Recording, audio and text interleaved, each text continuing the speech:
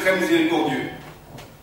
Salut et bénédictions sur son prophète Mohammed, ainsi que sur sa pure et sainte famille, sur ses fidèles compagnons promis directement au paradis, et sur tous ceux qui les suivent jusqu'au jour du jugement. Approchez-vous les frères, approchez-vous. عن تميم الداري رضي الله عنه قال رسول الله صلى الله عليه وسلم الدين النصيحة الدين النصيحة الدين النصيحة. D'après Tamim Dari, il dit que le messager d'Allah sallallahu alayhi wa sallam a dit que la religion c'est le bon conseil. Et il l'a répété 3 fois. La religion c'est le bon conseil. La religion c'est le bon conseil. Et on a demandé au messager d'Allah sallallahu alayhi wa sallam pour qui? Le prophète sallallahu alayhi wa sallam a répondu pour Allah, pour son livre, pour les imams, les chefs des musulmans et pour le commun des mortels d'entre les croyants musulmans.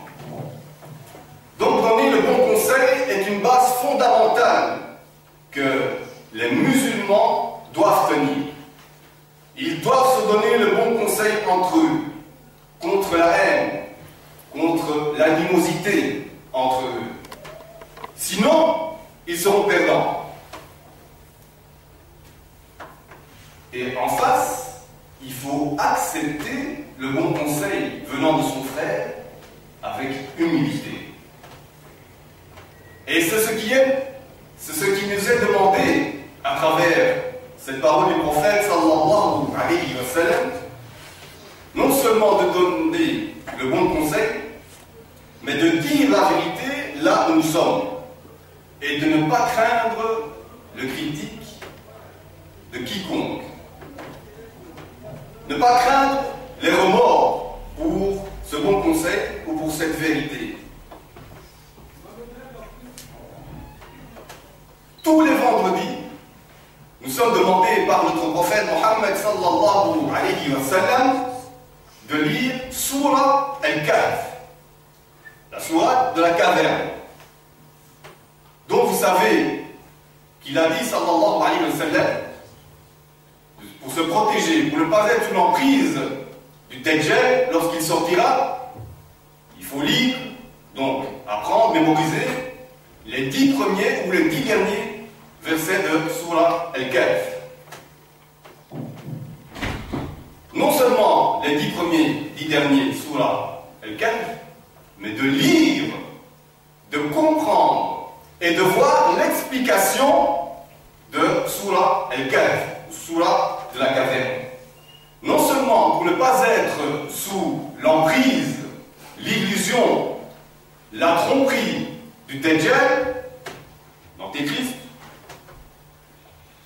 mais pour ne pas être sous l'emprise du contrôle ou l'illusion des sociétés que nous nommons dajjalisées.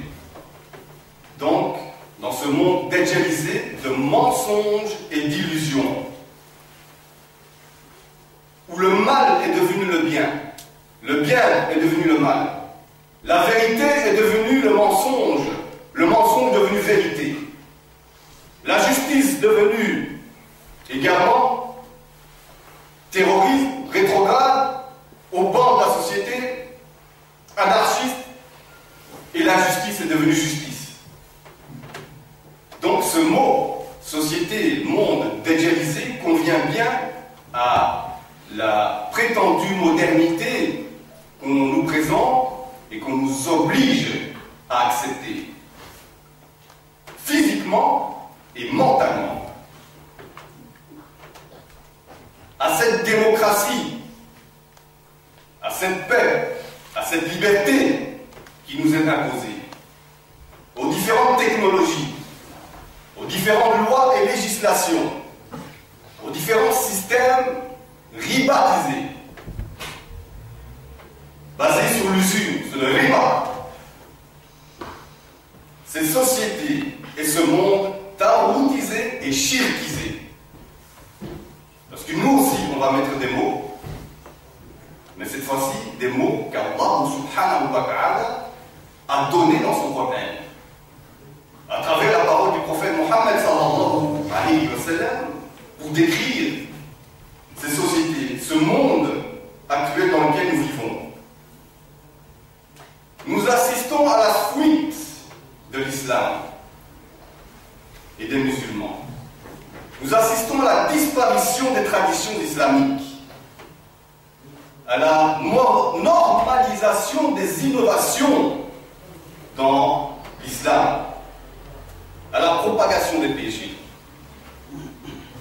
Parce qu'il n'y a plus d'État islamique, il n'y a plus ce chef des croyants, calife, et il n'y a plus cette charia qui va servir de référence, de point de retour à tous ces croyants musulmans.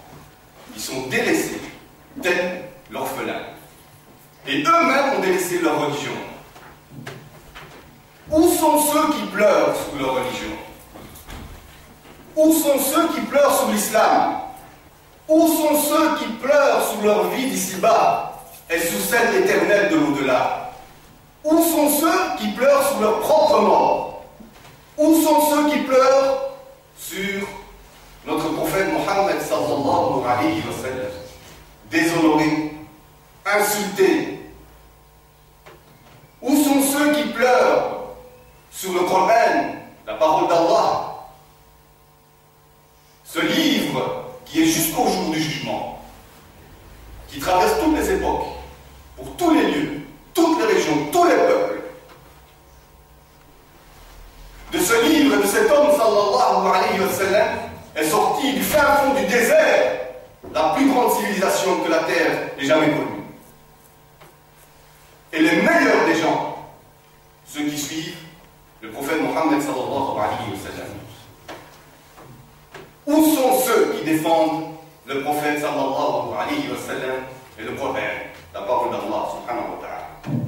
La raison de tout cela n'est-elle pas dans la non-considération de l'islam de la part de ses propres adeptes, qui a rendu cette vie d'ici-bas prioritaire sur leur foi et leur religion, alors que les anciens, salaf salih, se contentaient du minimum ici-bas et se lamentaient pour leur religion?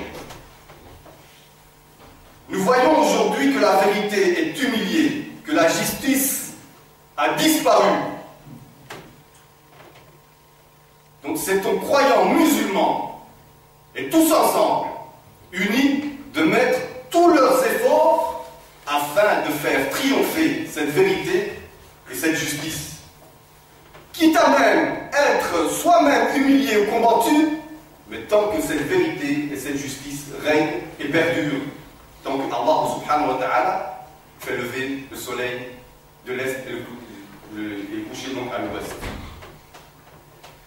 Nous devons être parmi ceux qui transmettent la parole d'Allah subhanahu wa ta'ala et celle de son prophète Mohammed sallallahu alayhi wa sallam, sans crainte et sans avoir peur de personne, à l'exception d'Allah subhanahu wa ta'ala, en espérant son paradis, sa miséricorde, et en ayant peur de son châtiment, de son enfer.